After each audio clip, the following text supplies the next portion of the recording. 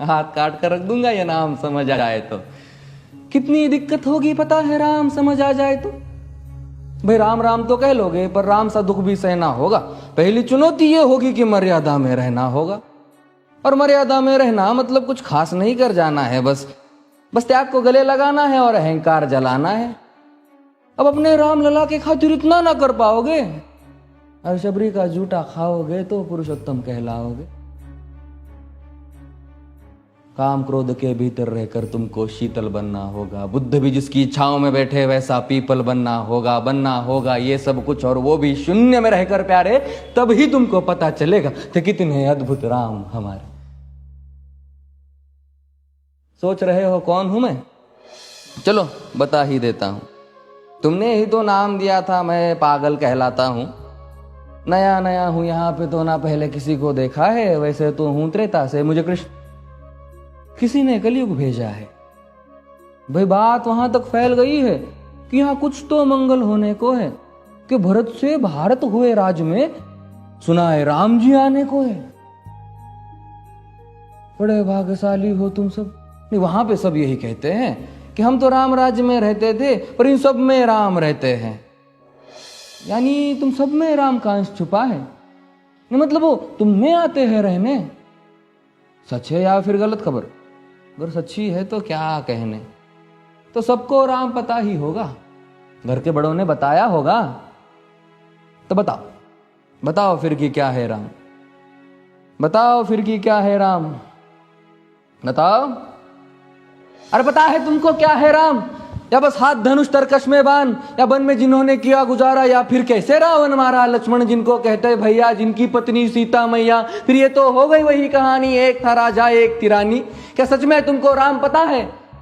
या वो भी आकर हम बताए? बड़े दिनों से हूं यहां पर, सब कुछ देख रहा हूं कब से। प्रभु से मिलने आया था मैं, उन्हें छोड़कर मिला हूं सबसे। एक बात कहूं अगर बुरा ना मानो, नहीं तुम तुरंत ही क्रोधित हो जाते हो। पूरी बात तो सुनते भी नहीं, सीधे घर पर आ जाते हो। ये तुम लोगों के नाम जपो में पहले सा आराम नहीं। ये तुम लोगों के नाम जपो में पहले सा आराम नहीं। इस जबरदस्ती के जय श्री राम में सब कुछ है, बस राम नहीं। ये राजनीति का दाया बाया जितना मर्जी खेलो तुम। दाया बाया, अरे दाया बाया ये तुम्हारी वर्तमान प्रादेशिक भाषा में क्या कहते हो उसे? हाँ वो लेफ्ट एंड राइट। ये राजनीति का दाया बाया जितना मर्जी खेलो तुम चेतावनी को, लेकिन मेरी अपने जहन में डालो तुम। निजी स्वार्थ के खातिर अगर कोई राम नाम को गाता हो तो खबरदार अगर जुर्रत की और मेरे राम को बांटा तो। भारत भू का कवि हूं मैं, तभी निडर हो कहता हूं राम है मेरी हर रचना में। मैं बजरंग में रहता हूं। भारत की नींव है कविताएं और सत्य हमारी बातों में, तभी कलम हमारी तीखी और साहित्य हमारे हाथों में। तो सोच समझ कर राम कहो तुम। ये बस आतिश का नारा नहीं, जब तक राम हृदय में नहीं तुमने राम पुकारा नहीं।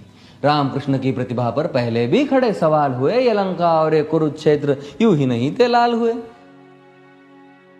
अरे प्रसन्न हंसना भी है और पल पल रोना भी है राम। सब कुछ पाना भी है और सब पाकर खोना भी है राम। ब्रह्मा जी के कुल से होकर जो जंगल में सोए हो, जो अपनी जीत का हर्ष छोड़ रावण की मौत पे रोए हो। शिव जी जिनकी सेवा खातिर मारुत रूप में आ जाए। शेष नाग खुद लक्ष्मण बनकर जिनके रक्षक हो जाए। और तुम लोभ क्रोध अहंकार छल कपट सीने से लगा कर सो जाओगे तो कैसे भक्त बनोगे उनके, कैसे राम समझ पाओगे? अघोर क्या है पता नहीं और शिव जी का वरदान चाहिए। ब्रह्मचर्य का इल्म नहीं, इन्हें भक्त स्वरूप हनुमान चाहिए। भगवा क्या है पता, लहराना सबको होता है पर भगवा क्या है वो जाने जो भगवा ओढ़ के सोता है। राम से मिलना, राम से मिलना, राम से मिलना है ना तुमको? निश्चित मंदिर जाना होगा पर उससे पहले भीतर जा संग अपने राम को लाना होगा। जय सिया राम। और हां, अवधपुरी का उत्सव है, कोई कसर नहीं, सब खूब मनाना। मेरे प्रभु है आने वाले, रथ को उनके खूब सजाना। वो द्वापर में कोई राह तक है, मुझे उनको लेने जाना है। चलिए तो फिर मिलते हैं, हमें भी अयोध्या आना है। जय सिया राम। फिर से